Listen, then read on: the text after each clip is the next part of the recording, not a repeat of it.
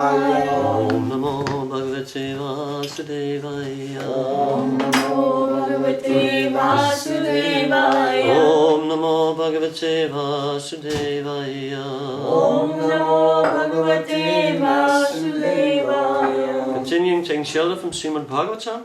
Today is first canto, first chapter, questioned by the sages. Text 9. Tatatanja jasa yusman bhavata yat vinichitam pumsang ekatata shreyas tanna samsitum arhasi. Please therefore, being blessed with many years, explain to us what you have ascertained to be the absolute and ultimate good for the people in general. Purport.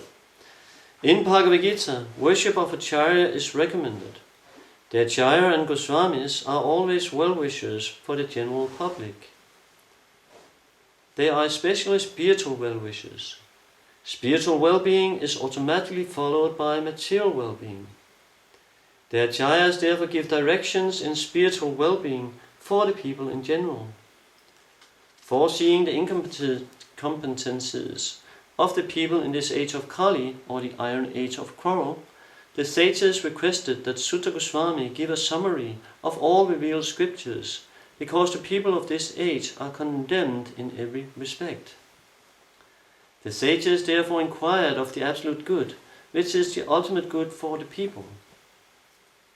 The condemned state of affairs of the people of this age is described as follows.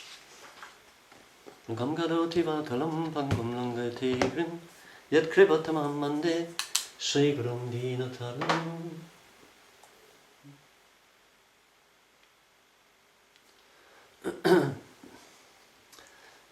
Tata tata jagat yusman bhavata yat anistitam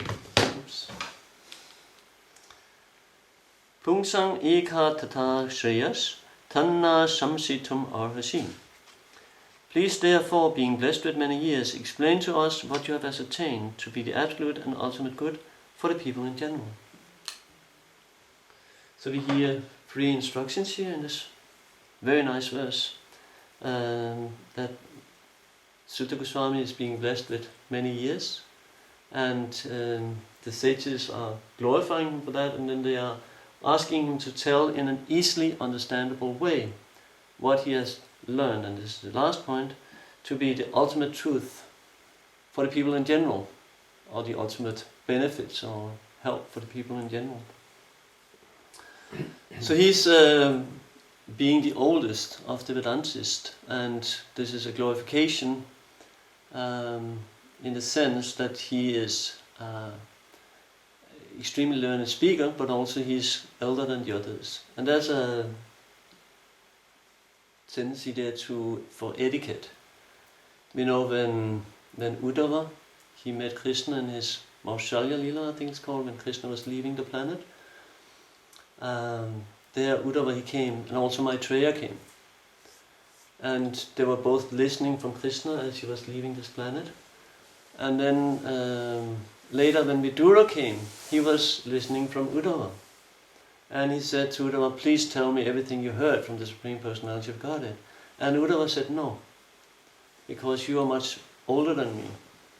So Uddhava was practically on the age of the son of Vidura. So he said, you go to Maitreya. He also heard from Krishna. And even though Maitreya was not really pure bhakta, Prabhupada explained he's a Jnana Mishra Bhakti, meaning he has some bhakti, but it's mixed with jnana.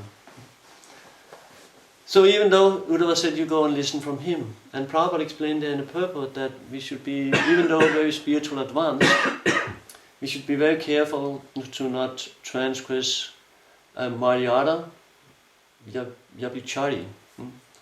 That we should be very careful not to transgress the etiquette of what is expected in accordance with age and advancement. And we mentioned some weeks back, I think, that there's different levels of respect mentioned in Caitanya Candradasa, where he says that first of all Nara, Maryada should be respected, all human beings. And then from there on, Subjectera Maryada, that people, human beings who are civilized should be even more respected than that. And higher than that is Raja Maryada, people who have a position, a king or a governor or a temple president or whatever, people who have a position, that should be respected even higher than that. And from there on you go to Vidya Maryada, person of knowledge. Higher than that is a person who has Satguna Maryada, very good qualities. And from there on it goes to the Varnas, especially the sannyasis, brahmanas.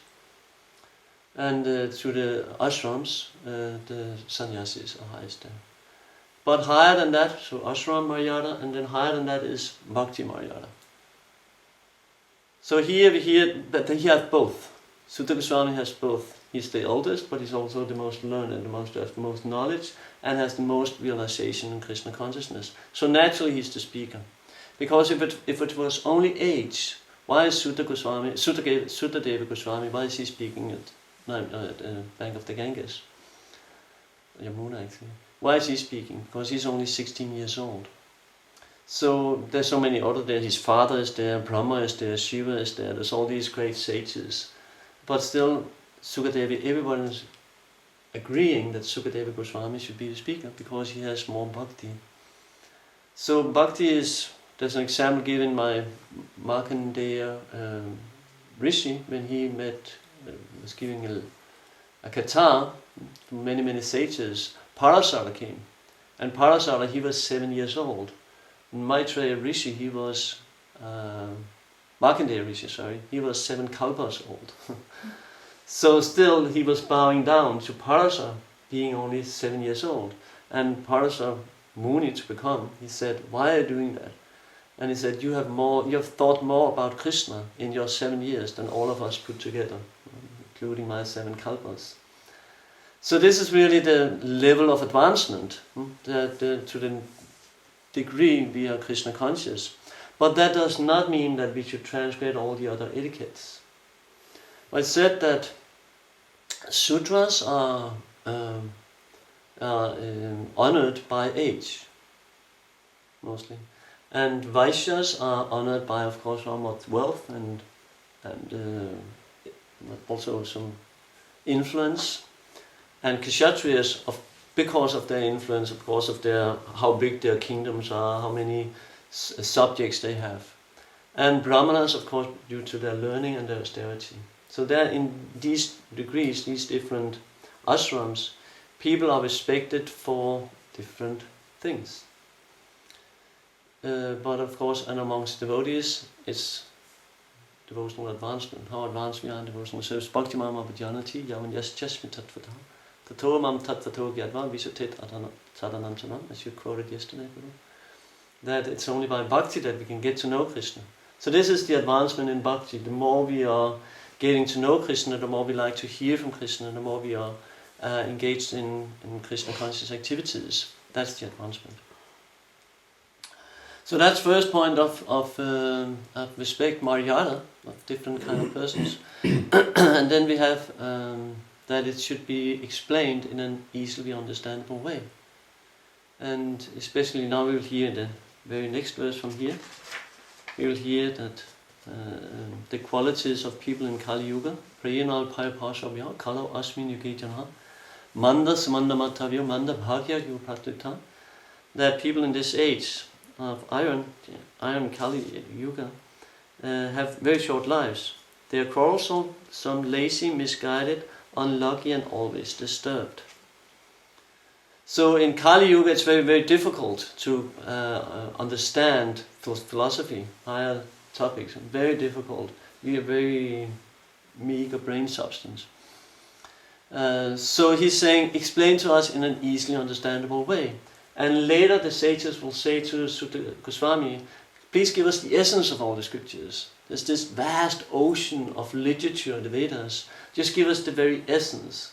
And of course he explains the Bhagavatam as you heard it from Sukadeva Goswami, which is the essence of all the Vedic literatures. Everything is there in the Bhagavatam. This is the condensed, as Prabhupada says, the natural commentary on the Vedanta Sutras. So the Vedanta Sutras are huge, right? But this is the commentary. This is how we can understand the Bhagavatam. And we have it with a lot of blessings, because we have the understanding also of Srila Prabhupada. And therefore also the understanding of Bhaktisiddhanta Saraswati. And therefore also the understanding of Bhaktivinoda Thakur, because that's where they're getting their inspiration from. So when they're writing their purpose or just give their explanations, they have that from the spiritual master, who have it from their spiritual master. So in this way, when we read Bhagavatam, in one sense we have the whole Guru Parama, the whole blessings of the whole line, all the way up to Lord Krishna, explaining it directly to Lord Brahma. So give us the essence, give us just in an easable, understandable way, give us what is the main purpose, what is the only solution in this age of Kali. And they're saying for the general people. They're not saying only for my family or my sons or my daughters or my wife or my husband, for the general people. You know, devotees are natural paradukkha dukhi. When see people suffering, they suffer. So the nature of a devotee is compassion. He sees people suffering in this world. His nature is he wants to help. This is the nature of a devotee. That's why whoever he comes in contact with, the devotee will try to make this person or people aware what Krishna consciousness is all about. There is a solution to the problems in life, and we have it. Baba was the Dutch. We have the healing herb against material existence. Nimitta tasai upagiya manat. Bhavausa Dutch chuttamino piramat. Kauttama sloka gunanuvadat puman viradyera vinapasuknat. So what nivritta tasai, what releases us from material existence? Nimitta tasai upagiya manat. Bhavausa Dutch, it's a healing herb. Bhavausa Dutch chuttamino piramat. Chutta is very pleasing to the ear and to the mind, mana. It's very pleasing to that. Ka uttama sloka gunanuvadat. It's the qualities explained of uttama sloka, the name of Krishna. So who will not take advantage except a butcher, one who is killing his own self?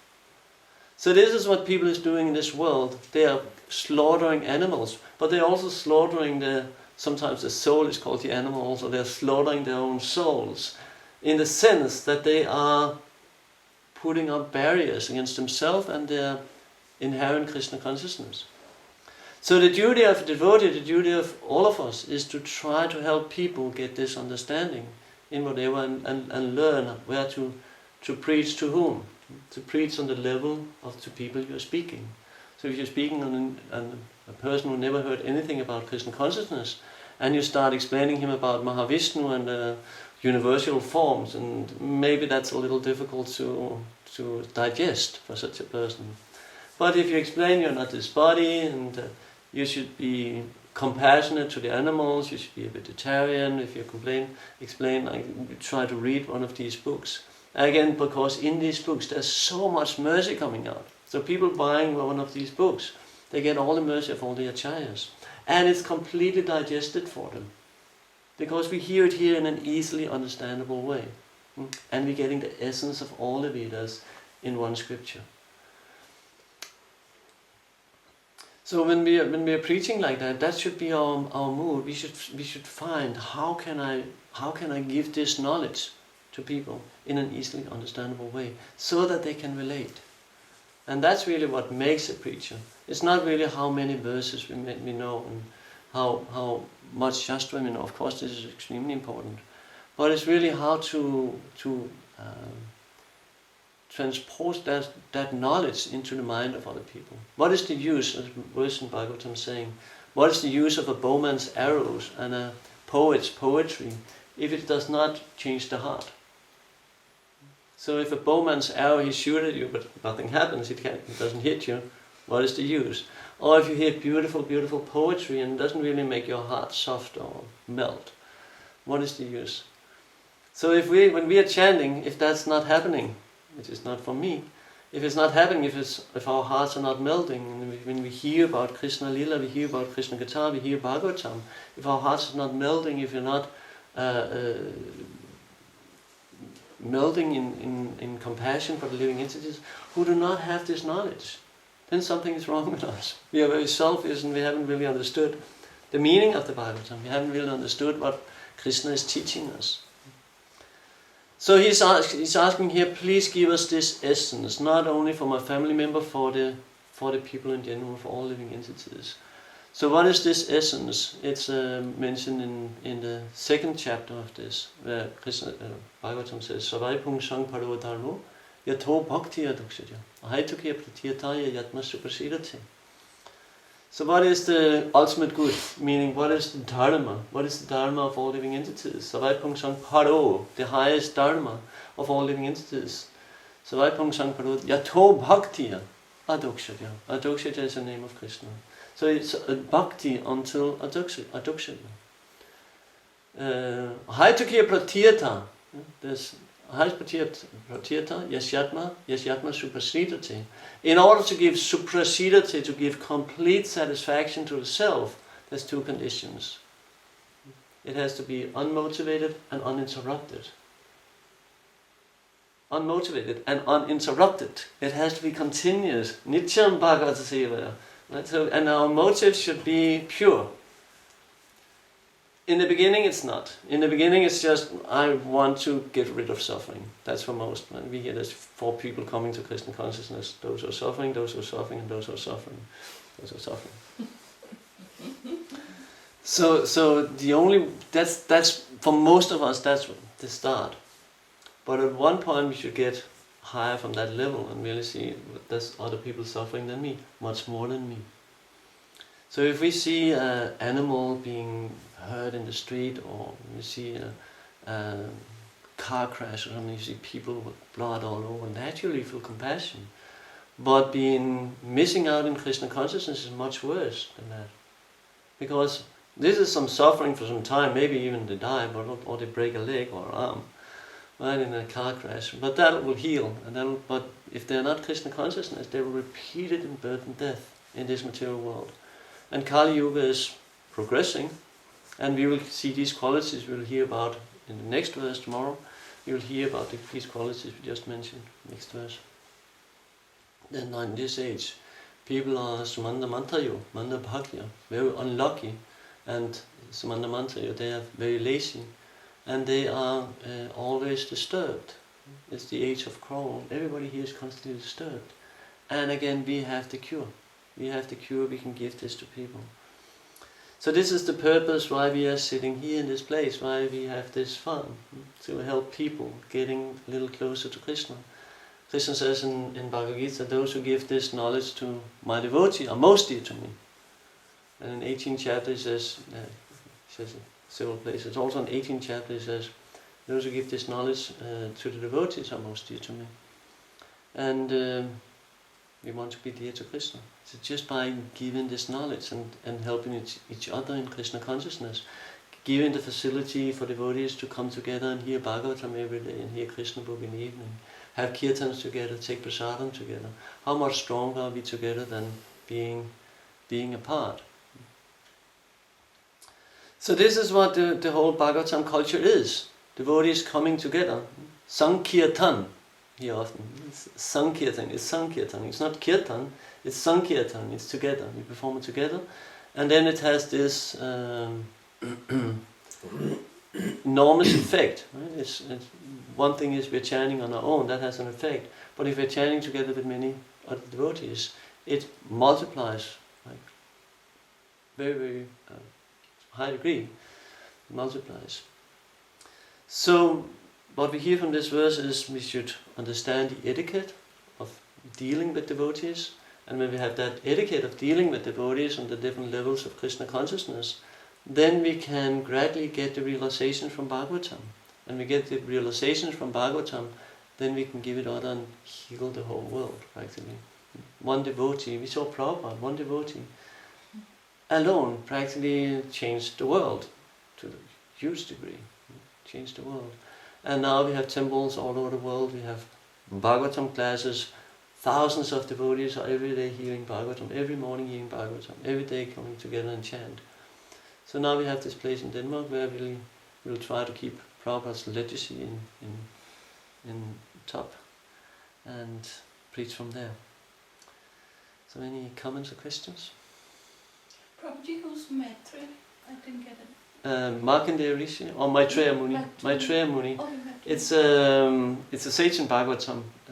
When Vidura, he left the palace, you heard this in first canto, Dhritarashtra, he to Hidan, he throws him out. So Vidura, he goes on pilgrimage, and on that pilgrimage he meets, and he comes back to after Dhritarashtra. But on his pilgrimage he hears this from Krishna, and there he meets Maitreya and hear from him. So we hear in Bhagavatam, we hear from Maitreya. We hear from Sutta Goswami, we hear from Sukadeva Goswami, we hear from Maitreya Muni, we hear from Krishna, and we hear from Uddhava, and there's a few other speakers in Bhagavatam. But Maitreya is one of the main speakers, because this is who speaks to Vidura. Okay. And as mentioned, he's a Jnana Mishra Bhakti. He's not really a pure devotee, but because he was there when Krishna left the planet and heard from him, and then we can still listen. As Prabhupada says, you can take gold even from a dirty place, or a wife from a low family, etc. So that's my Maitreya. Anything else? I was just thinking that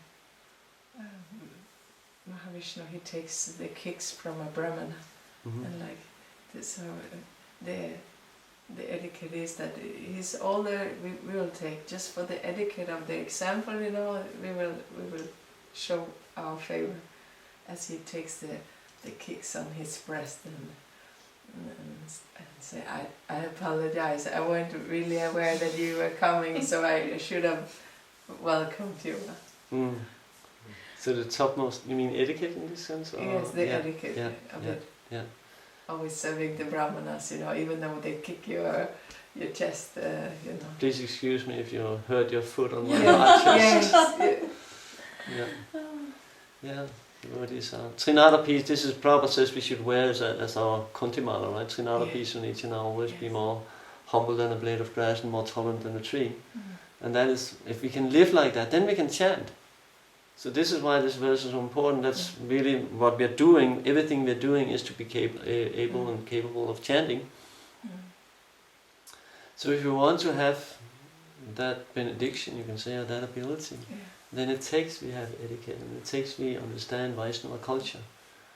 And it's not easy, right? Because we are grown up in this militia culture, and we bring this with us into devotional service. But naturally we are inspiring to go home back up to Godhead. And that's where the Vaishnava culture is lived constantly, 24 hours, there's no time there, 24 hours a day, constantly this Vaishnava etiquette is lived. And if we do not have that ability to live like that, then we will not fit in. So that's why it said we should be completely free from all anarthas before we go to the spiritual world. And yashasya bhaktiya bhagavatya kinchana savaikunas tatra samasate suraha harau abhaktasya kutomahatguna manorati bhavatu dahi. That the devotee, he has all the good qualities of the demigods. Harau abhaktasya, there's no good qualities. So because we know that the demigods, they are Kama Mishra Bhaktas, like Maitreya Muni was Kama Mishra Bhaktas, but he's Jnana Mishra Bhaktas, Mishra, but it's mixed. The devotion is not completely pure. But still they have all these good qualities. Even though they are not on the top level of devotional service, even though they are not completely pure devotees, still they have all these good qualities, because they're more civilized people. And here everything is so uncivilized. And you see it, right? You see it in the world, how it's very, very degrading, very fast. Now, you can see it in language. Language is becoming more and more obscene, and just like people use all these curses all the time. So we should, as devotees, we should try to develop that culture and being cultured, being able, following the etiquette, living the Bhagavatam. If we are capable of doing that, then we can attract so many people to Krishna consciousness and change the world. We can all be small Prabhupadas, follow in his footsteps of the Acharya, and give out this compassion to all living entities. But every change starts with oneself. So if we can change our own heart, we can change other people's heart. If we are not capable of doing that, we have very little effect in our preaching. Said when the mouth is speaking, the ears are listening. But when the heart is speaking, the heart is listening. So that's really where we should communicate on the level of the heart, on the level of the, ultimately on the level of the soul. Otherwise, when we, like it's compared to your shooting, but it's just loose or blank bullets. But if you shoot with a real bullet, it has some effect. Right? But if you shoot blank bullets, maybe you get a shock and you become afraid. You find out it doesn't hurt. No pain there. Perhaps humility is one of those things that can only be learned by experiencing from others the effect it really has. I mean, that you cannot instruct on humility. You can read from the Shastra, but still, how can you impose the requirement that you should be humble? Because then you're not humble, you're dictating. Mm-hmm. So we can only show there's no other way. Yeah.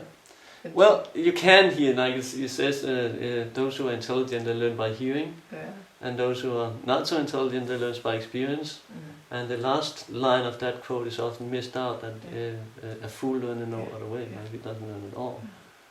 Yes. So we can learn by hearing, but only if we are really serious about it. Because often what we compare to humility is low self-esteem, or we become, I'm so humble, I'm lower than all the Vaishnavas, and I'm the most fallen Prabhupada. And Prabhupada said, you're not the most anything. Yeah. But still, Shastra is also the stories of people who really walk the walk. Yeah. Yeah. Like the most beautiful example is Haridas Thakur. It's most humble. He went back to this Kashi Raj there and tried to alleviate him from the karmic reaction of wanting to kill him by whipping in 21 marketplaces. So he did it. We hear and we can learn, but he walked the walk. He was acting on the principle of utmost humility. Yes. Yeah. What was it? Sanatana Goswami? Something of Sanatana Goswami, right? Who would not walk on the path to the temple, yes. Because the priest would walk there, the brahmanas would walk there, so he would not contaminate that place. So he would walk through the sand in the summer and get all kind of blisters on his feet, just because he was so humble, he wouldn't walk on the same path of the Vaishnavas. So yes, but humility is not. It can easily be artificial. That we do it just artificially. Like again, this I'm the most fallen. Or I'm so degraded. But really, humility is just. What is it? Prabhupada gave it this definition in Bhagavad Gita. Not wanting the satisfaction of being honored by others. That's Prabhupada's definition.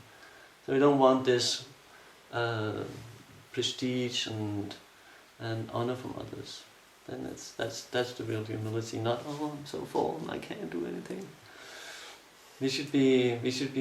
Prabhupada said we can be proud of our Krishna consciousness. We can be proud of being devotees. So even pride is usable in Krishna consciousness. So thank you very much. Grandaraj Srimad Bhagavatam ki jai. Srila Prabhupada ki jai.